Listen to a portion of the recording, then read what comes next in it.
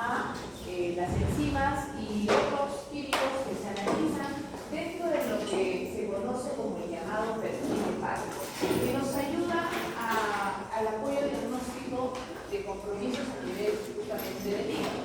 Dentro de esto está la determinación de la TGP, decíamos también la determinación de la TGO, la gamma-glutamil transferasa o transferasa, también la llaman así. También tenemos la determinación de la bilirrubina, la fosfatasa alcalina, la lactato deshidrogenasa también.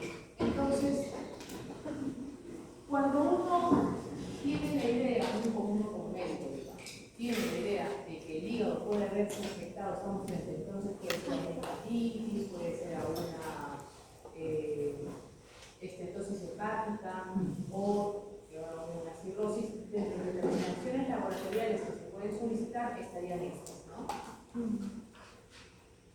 Aquí podemos hablar un poquito más de lo que es la TGP y la TGO. En la clase anterior les estaba señalando que la TGP es una enzima que tiene ubicación a nivel celular citosólica, mientras que la TGO es bilocular, es tanto citosólica como mitocondrial. Las enzimas que tienen varias formas y con localizaciones particulares abundantes en ciertos tejidos, decíamos, nos ayudan al diagnóstico médico, ¿no? Justamente por la ubicación de los centros. Y en el caso de la TGP, está presente en varios órganos, pero principalmente abundante a nivel de hígado. Mientras que la TGO, como decía, también está presente en varios órganos y tejidos, pero está más abundante a nivel de corazón, ¿sí? De tejido cardíaco. Entonces, mencionaba en la clase anterior que como también la TGO está en la constitución del hepático, pero ahí lo vamos a encontrar a nivel de las mitocondrias, adicionalmente. Entonces, cuando hay un daño en el hepático, lo que esperamos que suba entre estas dos sería predominantemente la TGP. Pero cuando el daño hepático es muy profundo, hasta el punto que ha dañado las mitocondrias, es decir, la ultraestructura celular, entonces la TGO va a ser aún mayor. Las dos van a estar altas, pero la TGO va a verse disparando más, ¿no? Y así nosotros podemos utilizar el cociente de Willis, que nos dice que si la relación TGP-TGO es mayor a 1, entonces podríamos estar pensando en que el daño hepático se está causando por una hepatitis viral de formato usual, mientras que si más bien es menor a 1, ya podríamos estar pensando en algo más agresivo como la cirrosis, tumores hepáticos, los valores de las transaminasas son valores que dependiendo del tipo de reactivos que se haya utilizado pueden variar un poco. La mayoría de análisis coinciden entre marcas y marcas, digamos, ¿no? Pero para las transaminasas sí encontramos unas diferencias importantes. Entonces, habría que precisar. Para las determinaciones más comunes se considera el valor máximo de 35 unidades internacionales para varón y 25 unidades internacionales por litro para mujer. Pero creo que ya se había comentado en la clase anterior que hay otras marcas que trabajan con valores, por ejemplo, de hasta 12, ¿no? Entonces, siempre por eso que cuando uno hace una determinación bioquímica, igual al lado, después del resultado de lo obtenido en la muestra del paciente, siempre se pone la escala, ¿no? Entre paréntesis, cuál es el rango normal. Porque puede variar entre una marca u otra. Digo, no para todas las pruebas, pero para algunas en particular. Como ustedes pueden ver, aquí se pone también un cuadrito de en qué condiciones también pueden ver adicionales, pueden ver aumentadas estas transaminasas, como por ejemplo en anemia hemolítica, en alcoholismo, en enfermedad de Wilson, pancreatitis aguda, entre otras. La fosfatasa alcalina era otra de las enzimas que decíamos son parte de la determinación, forma parte de las determinaciones del perfil hepático. Esta fosfatasa alcalina, como dice su nombre, es una fosfatasa, es decir, cataliza reacciones de eliminación de fosfato de diferentes sustratos, especialmente proteínas y alcaloides, y también se encuentra no solamente en hígado, sino también se encuentra en los huesos, se encuentra en la mucosa, se encuentra también en lo que es la placenta y a nivel de los riñones. Sus valores normales van más o menos hasta 140 unidades internacionales en un adulto promedio, y puede variar dependiendo de la edad en el caso de los niños. La gamma-glutamina transpeptidasa es una enzima que normalmente se encarga de la transferencia de aminoácidos, ayuda en lo que es la transferencia de aminoácidos, interacciona con lo que es el glutatión para este fin, y es una enzima que también es hepática, entonces es un marcador importante de este perfil. Hay que señalar que esta enzima es una de las que rápidamente sus valores se alteran, sobre todo cuando hay daño hepático por exceso de consumo de alcohol. También cuando hay alteraciones a niveles vesiculares suele presentar niveles altos. En el caso del perfil cardíaco, también teníamos entonces, señalábamos ciertos marcadores que nos pueden ayudar al apoyo diagnóstico de injuria cardíaca. Y así mencionábamos la determinación de la lactato deshidrogenasa, la determinación de la creatinofosfokinasa, la total o especialmente la NB, decíamos, ¿no? Y también está la determinación de la TGO. Pero estas enzimas, cuando se analiza, por ejemplo, un infarto agudo del miocardio, hay que identificar cuál es su tiempo de persistencia y haber presentado esa elevación de concentración en sangre para tomar las decisiones acertadas de cuál de estas hay que pedir la cuantificación o cuál de estas hay que pararse más a la hora que hacemos el análisis. Porque como ustedes pueden ver, se diferencian entre ellas en el rango de duración en que se pueden mantener altas e inclusive en qué momento llega a su pico máximo, ¿no? Y también, por ejemplo, cuando inicia su elevación. Entonces no convendría basarnos solamente pues, en el inicio, porque puede ser que todavía llegue hasta abajo, y más bien nos convendría analizar en qué momento está en su máxima y dependiendo en qué momento o para qué le estamos haciendo el chequeo sináptico a nuestro paciente, también ver la persistencia. Porque, por ejemplo, si nos llega un paciente que acaba de sufrir un infarto de miocardio, no voy a buscar la que demora en elevar, tengo que buscar la primera enzima que suele elevarse en las horas, ¿no? Si más bien ya estoy viendo la evolución del proceso, entonces me va a interesar también ver la duración, ¿no? Es decir, a lo largo de varios días, cómo se está modificando esos valores. Y así tenemos entonces que para el caso de la persistencia, la LDH, la lactato deshidrogenasa, es una de las que dura más, puede durar alrededor de prácticamente 2 semanas, 15 días. Después viene la TGO, que puede durar alrededor de 6 días. Y después ya tendríamos la CKMB, que puede durar alrededor de 3 días elevados después del evento, ¿no? Del infarto. Mientras que la seca total, más bien de 3 a 6 horas. Con respecto a la máxima también se presenta a las 72 horas en el caso de la lactato deshidrogenasa. Luego más bien nos vamos a la CKMB, que esta presentará su máxima alrededor de las 48 horas y la TGO más bien alrededor de las 24 o 28 horas. En el caso de la seca total, alrededor de 36. Pero siempre se trata de chequear la fracción específica, ¿no? La NB que decíamos, de su forma específica, ¿no? Que es más abundante en el tejido cardíaco. El inicio también, ¿no? Pueden ver que la seca es una de las primeras en iniciar su ascenso, su liberación en sangre, mientras que la lactato deshidrogenasa junto con la TGO pueden demorar. Entonces, esto es lo que estamos viendo para el caso de la actividad de estas enzimas, comparando la seca con la lactato deshidrogenasa. Esta va a poder presentar picos rápidos, elevados, pero no dura mucho, ¿no? Estamos hablando alrededor de las 48 horas, yo podría estar bajando. Supongamos que yo me encuentro evaluando al paciente en este momento, entonces no voy a pedir seca, ¿no es cierto? Más bien me convendría pedir qué cosa, la lactato deshidrogenasa, porque esa sí va a durar más tiempo, ¿no? Con respecto a los niveles de organización de las enzimas, cómo trabajan algunas, dónde las podemos encontrar. En algunos casos, bueno, acá podemos hablar de 3 niveles en primer lugar. Las que están libres en el citosol, es decir, en algunos casos las enzimas no necesitan estar juntas entre ellas y que forman parte de una misma vía metabólica, ¿no? No necesitan estar juntas, como por ejemplo las enzimas de la vía glicolítica, que cada una entrará a actuar en el momento en que sustrato ya esté dispuesto para que pueda trabajar sobre él. Después tenemos las enzimas que conforman complejos enzimáticos, algunos llaman complejos multienzimáticos. Esas enzimas de estas vías metabólicas son enzimas que sí necesitan estar físicamente unidas y todas presentes para que la vía metabólica en la que ellas comparten en su acción pueda llevarse a cabo, ¿no? Por ejemplo, este es el caso del complejo de enzimas ácido graso sintasa, es decir, aquellas enzimas que participan en la síntesis de los ácidos grasos sí tienen que estar todas juntas y unidas, inclusive en doble copia, como por acá lo están viendo, ¿no? ¿Miren? Arriba hay una copia de esas enzimas, de todas las que participan en esa vía metabólica, y abajo tengo otra copia idéntica, o sea que tiene dos dominios repetidos, ¿no?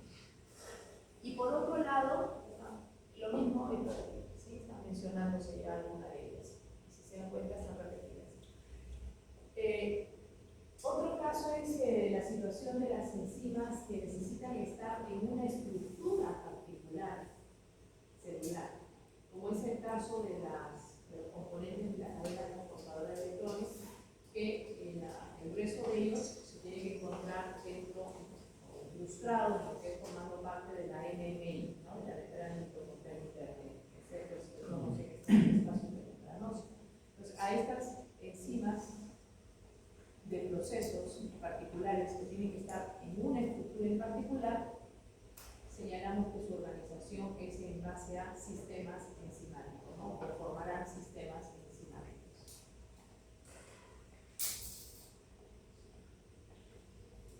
Como las enzimas son de naturaleza orgánica y el resto de ellas son proteínas, entendemos que entonces pueden sufrir los procesos de desnaturalización, igual que cualquier otra proteína, ¿no es cierto? Así que recordemos que dentro de los agentes desnaturalizantes están principalmente agentes ambientales como elevadas temperaturas, y cuando la llevamos por encima de su temperatura óptima, ya estaríamos generando desnaturalización, ¿no? pHs extremos también, agitación mecánica profusa, no nos olvidemos, exponerlas a variaciones, exponerlas a detergentes, solventes orgánicos, jabones, inclusive a soluciones concentradas salinas, ¿no? Porque las sales van a competir por el agua y en realidad van a ganar, pero van a quitar las moléculas de agua que deberían estar rodeando las proteínas, manteniéndolas separadas, y al no tener esa agua las proteínas, entonces van a poder juntarse, y como tienen grupos de sales, inmediatamente van a empezar a reaccionar entre ellas, afectando sus niveles estructurales. Por eso es que no se les tiene que poner a soluciones muy concentradas, ¿no?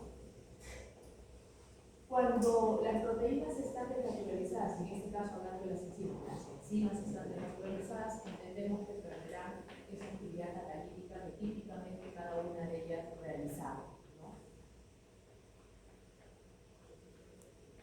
La gran mayoría de nuestras enzimas requieren de algo que se le añada a su estructura para recién pasar al estado activo. Ese algo más que necesita lo vamos a llamar cofactor, ¿sí? La gran mayoría, no todas, pero sí la gran mayoría requieren de cofactor. Estas enzimas entonces que requieren de cofactor vamos a darle un nombre particular, las vamos a llamar apoenzimas. Y cuando ya, si solamente vemos a la coenzima sola, sabemos que está inactiva. Pero si ya le sumamos un cofactor, el conjunto tendrá que ser denominado poloenzima. Y esa sería la forma ya activa de esta enzima. Ahora, ¿qué componentes pueden actuar como cofactor? O sea, ¿qué cosa extra podrían necesitar estas enzimas para recién pasar al estado activo? Dependiendo, ¿no? Tenemos varios tipos. Algunas van a requerir algún tipo de mineral metálico, ¿no? Como por ejemplo pudiera actuar como cofactor el cobre, el hierro, el magnesio, el manganeso, el zinc, entre otros, ¿no? Sodio, inclusive, potasio, calcio, son algunos de los iones metálicos que pueden actuar como cofactores. Y también podemos hablar de cofactores que más bien son de naturaleza orgánica. Pero en el caso de aquellos que son de naturaleza orgánica, es decir, que ya tienen varios carbonos estructura carbonaria interna, como sabemos que son los moléculas orgánicas, podemos dividirlos en dos grupos, según su fuerza de unión a su respectiva enzima. Y así tenemos a los grupos prostéticos. Y por otro lado tenemos a las coenzimas. ¿Cuál tiene un nombre que les llama mayor fuerza de unión? Grupo prostético, porque nos imaginamos un grupo, la unión hace la fuerza, entonces efectivamente se le ha dado esa denominación, porque estas moléculas se unen por enlaces fuertes, covalentes a su enzima respectiva. Entonces, normalmente esa unión es permanente, digamos, ¿no? Una electricidad. En cambio, las coenzimas se unen de manera muy laxa. Un proceso dialítico podría separar la coenzima fácilmente de su enzima. Entonces, estos tienen uniones más débiles, ¿sí? ¿Quiénes son grupos prostéticos? Tenemos moléculas derivadas de la vitamina B1, de la vitamina B2 y de la vitamina B6. Es decir, tenemos al FAT, flavina, adenina, nucleótido, al FMN, flavina, mononucleótido, pirofosfato de tiamina, cuando hablamos de PPP, y PNP, o también pueden encontrar como PAL, piridoxalfosfato. Entonces, este piridoxalfosfato deriva de qué vitamina? La piridoxina, la B6, ¿no? Pirofosfato de tiamina, de la B1, ¿no? Flavina, adenina, flavina, mono, de la riboflavina, ¿no es cierto? Y por acá, en el grupo de las coenzimas, tenemos al NAD, al NAD-fosfato, al THF, al ácido lipoico, que no es derivado vitamínico, es el único que no es derivado vitamínico, a la coenzima A, que es el ácido pantoténico, a la cobalamina, que deriva pues, de la vitamina B12, pues, ¿no? Así que, si nos damos cuenta, estos dos grupos están constituidos fundamentalmente por formas activas de vitaminas. Entonces creo que podemos entender, conociendo esto, por qué la importancia de que en nuestra dieta haya una buena dotación, una rica y variada dotación de vitaminas y también de minerales, porque si no nuestro metabolismo no se va a poder dar adecuadamente, ¿no? Porque aquellas enzimas que lo requieren como cofactor, al no encontrarlo, nunca pasarían al estado activo, o no encontrándole las tasas adecuadas, no podrán realizar sus reacciones y de tal manera vías metabólicas se verán comprometidas. Y ustedes saben que finalmente las células subsisten gracias a su metabolismo, ¿no? Mediante el cual obtienen sus nutrientes, sus componentes estructurales. Entonces, esto es fundamental.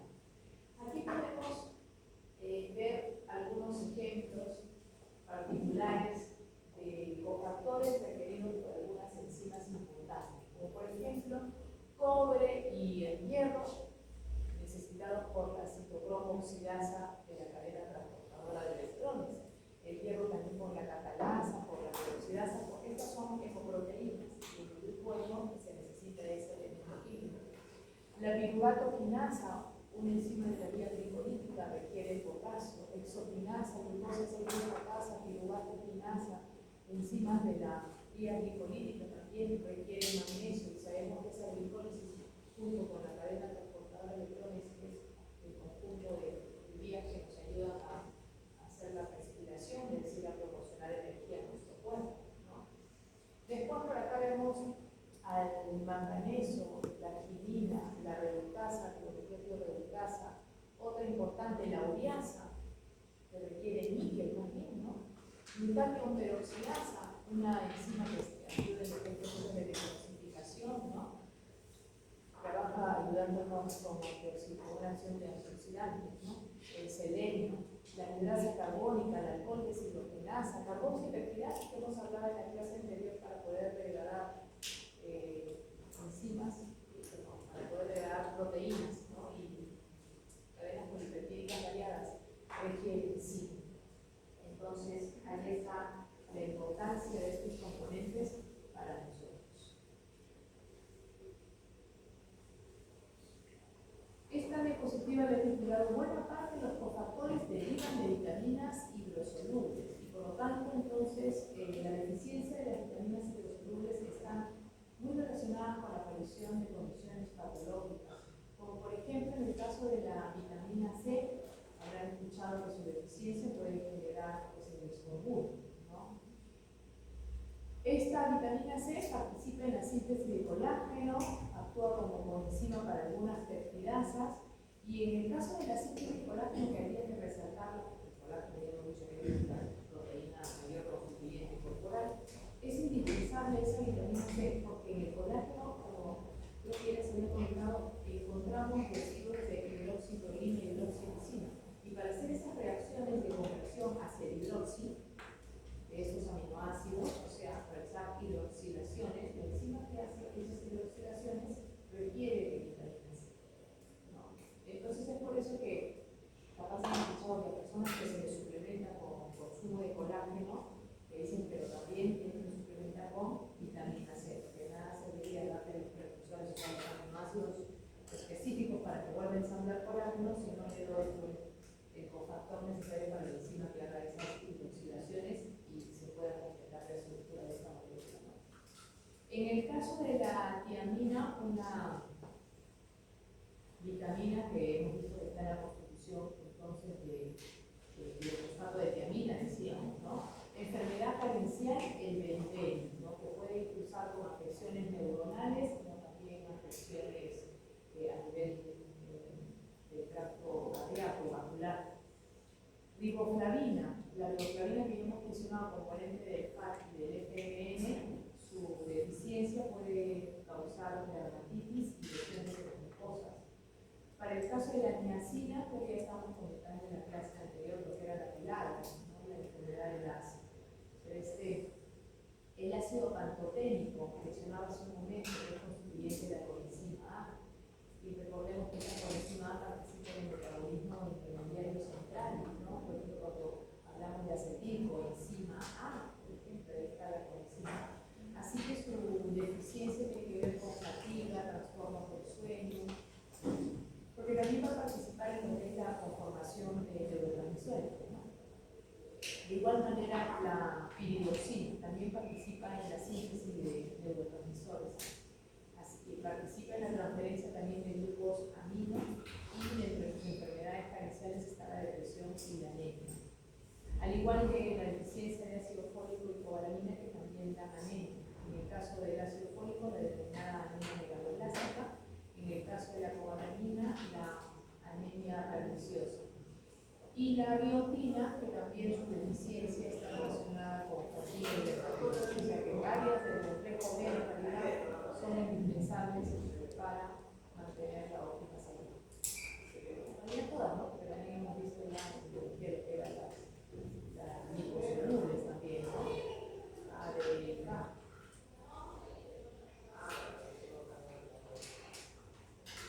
Un aspecto importante que también tenemos que identificar de las enzimas es esa propiedad que les mencioné cuando empezamos con este tema, que es la de alto nivel de regulación, que se llama, ¿no? Una ventaja de nuestras enzimas, a diferencia de un cofactor inorgánico, es que su actividad podría ser bastante regulada. Entonces nos debe de llamar la atención cómo se puede regular, ¿no? ¿Cuáles son los mecanismos de regulación que se puede realizar sobre ellos? Tenemos varias modalidades. Está la regulación de la propia síntesis, es decir, si nuestro cuerpo no necesita mucho de la reacción que cataliza una enzima, puede ser que no se sintetice mucho de esa enzima, ¿no? Como por ejemplo en el caso de la lactasa, ¿no? Algunas personas han notado que no sufrían de intolerancia de manera genética, los niños han tomado muy bien la leche, pero ya de adulto le cae mal la leche, y es porque han dejado de consumir las cantidades grandes como lo consume de niño. Y entonces la dejas de consumir y de repente te toca de tomarte un vaso de leche y ya te cae mal. ¿Por qué? Porque encima la lactasa que debería llegar a su digestión ya no se está liberando en altas cantidades, y esa lactosa que se queda en el intestino tiene un fuerte poder osmótico, jala bastante agua, genera la diarrea. Como no se va a poder metabolizar bien con nosotros, las bacterias de la flora son las que van a aprovechar de metabolizar y van a generar gases, ¿no? Y esos gases van a generar los cólicos, ¿no? Entonces todo ese malestar está dado en realidad porque no estamos digiriendo correctamente a ese componente, ¿no? También podemos regular la activándola o inhibiéndola temporalmente por medio de los llamados moduladores alostéricos. Pero aquí hay que decir que no toda enzima puede regularse por moduladores alostéricos. En realidad son un grupo muy selecto aquellas que se regulan por moduladores alostéricos. Así que se le ha dado un nombre particular. Vamos a llamarlos aquí enzimas alostéricas, ¿no? Que son reguladores, moduladores alostéricos, que podríamos encontrar de dos tipos: los inhibidores y los estimuladores, ¿no es cierto? Tenemos las dos situaciones aquí. Pero como les digo, estas enzimas son bien particulares. Distan mucho del común denominador de las demás enzimas. ¿Qué aspecto es que distan mucho? Su estructura, para empezar, ¿no? Su mecanismo de regulación que estoy diciendo es específico. En su estructura podemos señalar que las enzimas alostéricas son enzimas que siempre estarán constituidas por varias cadenas, o sea que son oligoméricas, y pueden tener, inclusive cada cadena puede tener un sitio activo, pero aparte de tener sitio activo, van a tener su sitio de regulación. O sea, tienen un sitio que vamos a llamar catalítico, donde está el sitio activo, aparte de su estructura, ¿no? Donde está su sitio activo, que toda enzima debe tener, eso que hemos dicho, pero aparte tiene un sitio regulador o modulador, un sitio específico donde se unirá su modulador alostérico, ¿sí? Un sitio específico. Adicionalmente, estas enzimas pueden tener dos conformaciones: la conformación T, de densa, y la conformación de R, de relajada. En la conformación relajada es en la conformación donde se muestra el sitio activo y pueden ser activas. En cambio, cuando están en su conformación densa, no les facilita la exposición del sitio activo y por lo tanto no se dará la reacción. Otro detalle es que la cinética enzimática de estas enzimas es totalmente diferente a la cinética enzimática del resto de enzimas. Como vamos a ver dentro de un momento, cuando veamos la curva resultante de poner velocidad versus conservación de sustrato, para todas las enzimas resulta ser una gráfica de una hipérbola rectangular, pero para ellas no, resulta ser sigmoidal también. Ese resultado de gráfica sigmoidal nos habla de un efecto cooperativo, ¿no? Es decir, cuando un sustrato se logró unir con uno de los varios efectos activos que pudiera tener esta enzima, esa unión facilita o estimula que los otros sitios activos también estén más expuestos para que los otros sustratos se puedan unir. Por eso hablamos de un efecto cooperativo, o lo contrario también, ¿no? Si hablamos de un equilibrio. Y por otro lado, tenemos la regulación mediante sintetizar una enzima de manera inactiva y activándola por diferentes mecanismos. Ya no hablamos del caso particular de los moduladores alostéricos, sino por otros mecanismos como podrían ser modificaciones covalentes reversibles e irreversibles. Eso es diferente al caso de las alostéricas, ¿sí? Muy bien, para el caso de las modificaciones covalentes reversibles, hay varios tipos de modificaciones entonces que podrían estar ayudándonos a que una enzima pase de estado activo o todo lo contrario, más bien inhibiéndola, ¿no? Uno de los mecanismos más comunes de este tipo de regulación son las fosforilaciones. No sé si ya habíamos hablado de este detalle, ¿no? Las fosforilaciones es un mecanismo muy común para modificar la actividad no solamente de una enzima, inclusive de proteínas que no son enzimas, también puede regularse su actividad mediante fosforilaciones. También otro mecanismo común es la metilación. No sé si se acuerdan que para el caso de las histonas también es un mecanismo de regulación de esa metilación, ¿no? Para la nicosina también, por ejemplo, la metilación también va a ser importante. Después también tenemos otro tipo de reacciones, de modificaciones químicas como alquilación, unificación, hidroxilación, que podrían ser pequeños cambios estructurales que le podemos hacer a ciertas enzimas para que, como pasen al estado activo, o lo contrario, pasen al estado inactivo. Por ejemplo, una enzima que se activa cuando gana fosfato es la glucógeno fosforilasa, la primera enzima de la vía de degradación del glucógeno. Es decir, además es la enzima reguladora de esa vía metabólica, o sea que si esta se activa, se facilita que todas las demás reacciones vengan a continuación, o sea, es una reguladora, ¿no? Sin embargo, el mismo factor, es decir, la fosforilación, dándosela o otorgándosela a la la enzima glucógeno sintasa es la primera enzima de la vía antagónica a esta, es decir, de la vía de síntesis. Cuando esta se fosforila, más bien se inactiva. O sea, esta se prende y la otra se apaga, ¿no? Lo cual es beneficioso si se dan cuenta, porque de esta manera, si las dos vías estuvieran activas, no tendríamos ganancia neta, ¿no? O sea, producto neto. Si estoy rompiendo un glucógeno para volverlo a ensamblar, entonces, ¿para qué estoy haciendo esto? ¿No es cierto? Se supone que estamos rompiendo glucógeno en momentos en que dejamos esas glucosas libres de sangre. Entonces, no me convendría que esas glucosas se vuelvan a ensamblar, si la necesito que vayan hacia la sangre, ¿no es cierto? Y miren cómo trabaja nuestro cuerpo de maravilloso, que una misma señal química me puede estar activando una vía que a la misma vez me está inhibiendo a la vía antagónica, ¿no? Por eso digo que las fosforilaciones son una de las reacciones más comunes e importantes para lo que son modificaciones covalentes reversibles en actividad de varias enzimas.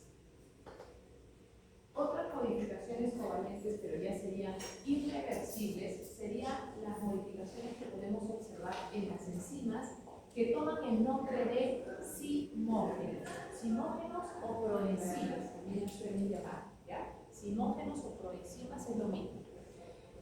Los simógenos, por ahí ustedes me estarán recordando quizás algún simógeno, como por ejemplo cuál pepsinógeno, ¿no? Tienen esa terminación que me recuerda que pertenecería entonces a este grupo. Son enzimas que se activan por fragmentación proteolítica, es decir, por corte de su estructura, por pérdida de algunos de sus aminoácidos constituyentes. Muchas de estas enzimas que hacen como simógenos son básicamente proteasas digestivas, inclusive, ¿no? Las cuales, cuando pierden algunos aminoácidos de estructura, esa pérdida les permite recién adoptar una configuración tal, una conformación en el espacio que ya las hace funcionales, ¿no? Y es por eso que necesita que se le quite eso extra, que digamos estorbado en su estructura, ¿no? En su estructura activa. Entonces, dentro de estas tenemos, por ejemplo, el tripsinógeno, que sería la forma inactiva de la tripsina, que ya hemos estado hablando anteriormente. Ustedes no, habíamos quedado esa parte con ustedes. Después tenemos, no, sí, creo que hemos hablado cuando hablamos de las proteasas, pues, de las técnicas para cortar, ¿cierto? Proteínas, y ahí estuvimos hablando de ello. Después también tendríamos el quimiotripsinógeno, el pepsinógeno, que pasaría a la forma activa de pepsinas. Y como les digo, no todos tienen terminación nógeno, así que también tendríamos el caso de la proelastasa, procarboxipeptidasa. Esas versiones en pro serían sus simógenos, ¿no? De formas inactivas, y ya cuando las vemos en el pro, ya estamos explicando las formas activas. Acá vemos entonces cómo el quimiotripsinógeno se está activando gracias a que tripsina ya está activa. Como tripsina es una proteasa, le ayuda a quitarle justamente algunos residuos para que adopte su forma activa que llega a forma final. Vemos por otro costado que una vez que tenemos también a tripsinógeno inactivo, esta reacción de una enteropeptidasa pasará a la forma de tripsina. Y una vez que ya tripsina está activa, esta misma tripsina puede actuar sobre otras moléculas de su precursor, o sea, de tripsinógeno para activar. Si bien es cierto, igual necesitamos la primera activación, que sería por la enteropeptidasa, pero ya luego, una vez que ya tenemos varias tripsinas activas, la misma tripsina puede activar a más tripsinógeno. Acá tienen ustedes el detalle de lo que estábamos mencionando, esa regulación particular que solamente tienen algunas enzimas, que son las llamadas enzimas alostéricas. Entonces, miren, ahí estamos mencionando varios grupos de enzimas diferentes. Estamos hablando de aquellas que se llamaban coenzimas, estamos hablando de las isoenzimas en la clase anterior, estamos hablando de las enzimas alostéricas también ahora, así que no confundir esos conceptos, ¿no? Y por qué mecanismos se activan cada una de ellas.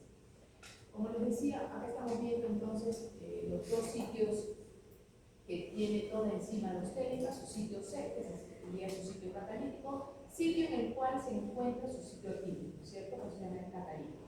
Y el otro es el sitio regulador. En este caso vemos que la estructura que está representada aquí en el ángulo celestito vendría a ser su sustrato, y la bolita rosada vendría a ser su modulador. Entonces veo que cuando el modulador hace contacto a lo que ingresa, ¿no? Al sitio regulador de esta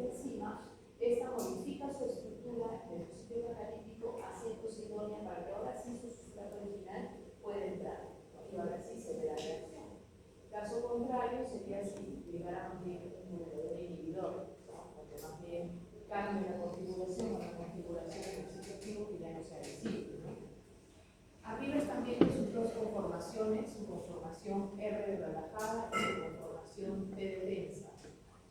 Y a la parte inferior de la derecha estamos viendo un gráfico donde representamos cómo es el producto, entonces, el resultado de poner a diferentes concentraciones de sustrato, observando cómo se modifica la velocidad de la reacción enzimática. Y ustedes ven que esto no es una hipérbola rectangular, sino más bien es medio sigmoide.